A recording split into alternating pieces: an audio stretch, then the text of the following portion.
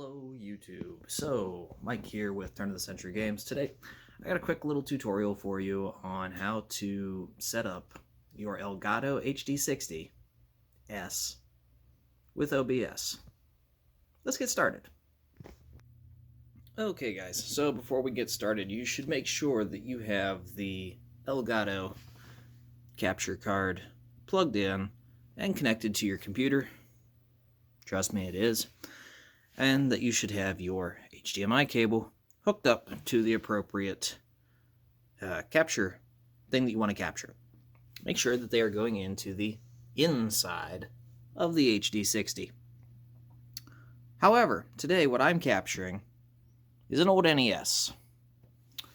To do this, what I've done, I've connected the NES to composite video cables, which run underneath here, over here, to this little guy. This is a CanX Pro composite or S-video with audio to HDMI converter. This converter costs about $80 to $100 new, and it converts things up to HD 720, which is more than plenty for your old consoles. You will need something like this for older systems that use these composite cables. If you try to use like a cheaper one that you buy at Walmart for like $15 to $20, you're going to end up with lines. It's going to be glitchy. It's just not going to work. It's not going to look nice. So from here, we've got the console coming in. This is going out, and that's what I actually have connected to the HD60 S. And then it is connected, of course, to the computer, like I said. Let's jump over to the computer and take a look at what that setup looks like. So here on our computer, you can see what we want to do at this point. Once we've got everything plugged in, up and running, we want to go ahead and we want to navigate over to www.elgato.com/en/downloads.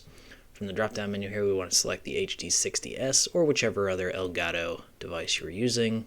Personally, we're using the 60S here. The only utility available is the 4K capture utility. This also includes the drivers for the Elgato, which are necessary to make it function. So we're going to go ahead and we're download and install it. But after that point, we're not going to touch it at all.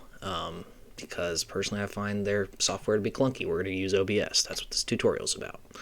So once that's all installed, and you can confirm that you can run the 4K capture utility, we can go ahead and navigate away from this, and we never actually have to open the 4K capture utility again once we're sure that it's running. So over here in our OBS, let me go ahead and open up a secondary instance because I don't know for sure if opening a different scene is going to cause a problem. This way here I can also go ahead and show you guys exactly how to set up a brand new scene and everything. So let me go ahead and open up another OBS here. Yep, go ahead and launch it anyway. That's fine. Alright, so we no longer need this. So here's our secondary OBS screen. So in the lower left hand corner here you can see there's a scenes box. Next to that is our sources box. To the right of that is the audio mixer, which you can see the microphone is currently picking up my voice. And if I were to ping the desktop audio, you'll see that ping as well. There it goes. So that takes care of that. Over here on the right, we have some settings and some buttons to start recording or streaming. For right this second, we're going to focus on the scenes box. So to set up a new scene using your Elgato capture to capture footage, first of all, make sure that the pass-through is working. And you may also want to double check that you are plugged into a USB 3.0 USB port. Very, very important, because if you're not plugged into a USB 3.0 port, the Elgato HD60 will not work and will not communicate correctly with Windows. Once you've confirmed both of those, go ahead and click the plus button in the scenes box. Now at this point here, we're going to go ahead and I'm just going to make something up here. We're going to call it NES tutorial. If I can spell. There we go. Alright, so we have our new scene set up. Now we need to add some sources to it. So in particular, it's already recording has the ability to record the microphone here. So what I'm going to do is I'm going to go ahead and I'm going to click this plus button. and I'm going to select a video capture device. Now, assume that I don't have the HD60 S already down here. So up here where it says create new, I would type in HD60 space S, and I would hit OK. Name is already in use, so let me just go ahead and put a parentheses 1 there so that there's something new. Hit OK.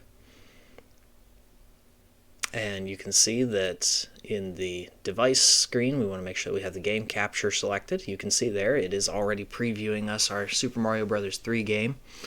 Now, if we wanted to, like, say for instance, this was all glitched up, like, just as an example, I'm going to go ahead and I'm going to intentionally glitch it up and show you guys how that's fixed. Let's just set it to PAL H and hit apply. That should mess it up. Amazingly, it didn't. The system is smarter than we give it credit for. So,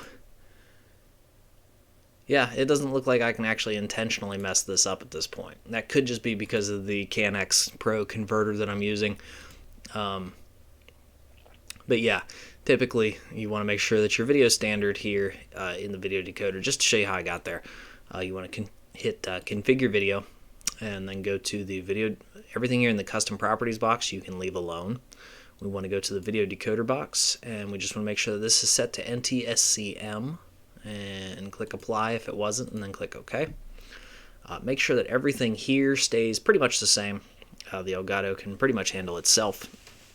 Now, one thing that you may want to change, depending on your personal preference, if you are playing without a secondary monitor, using the HDMI out on the Elgato, if you're not using that with a secondary television or monitor, what you might want to do is you might want to change the audio output mode from capture audio only to output desktop audio wave out. This will force the Elgato to output all of its audio that it's capturing through your desktop speakers as well. The only issue with this is that this introduces a lag into the audio in my experience. The best way I've found to do this, if you absolutely have to play, is to hook up a secondary TV or monitor through the Elgato's HDMI out, and then from there you can go ahead and you can play with the TV or monitor's audio so that you don't, record through your mic the game audio a second time. But that is how I get OBS to play nice with my Elgato. Now, of course, you can come over here into settings in OBS, and in settings you can actually go ahead and you can play with a couple things. You can change the recording size. I record all my stuff in 1920 1080. This typically goes ahead and like I said, the CAN-X only scales to 720, so I'm relying on OBS to upscale my stuff a little bit more. Not a big deal. The output tab here, this is where you will set where you're recording your stuff to and your recording quality and file size. I almost always use high quality, medium file size. With older games like this, capturing at the highest possible quality is not a requirement. I mean, these games were running at 320p to 420p max. 320p is more likely, or 360p, I'm sorry. So high quality, medium file size is plenty good enough. Reduce your file size and your footprint on your hard drive there. I almost always exclusively record in MKV format. Reason being, if something goes wrong with OBS while I'm in the middle of a capture, whatever I have captured is still saved. If you are trying to work in an MP4 format or one of these other formats, you will lose your footage if OBS isn't closed properly. So always record in MKV personally. Audio bitrate, you can go ahead and change that as you see fit. Typically, I record at the highest bitrate possible, but to each their own. There are some other things that you can change, such as the renderer. You can change that from Direct3D 11 to potentially Vulkan if you have access to it. It's not necessarily anything that you need to play with. As long as you can see it on your screen back here, everything should be fine. There are some color options that you can play with if you feel that this capture is too saturated. You can come in here and you can kind of play with the filters and whatnot to get a better looking picture. Like you can go ahead and you can add different effect, like color correction.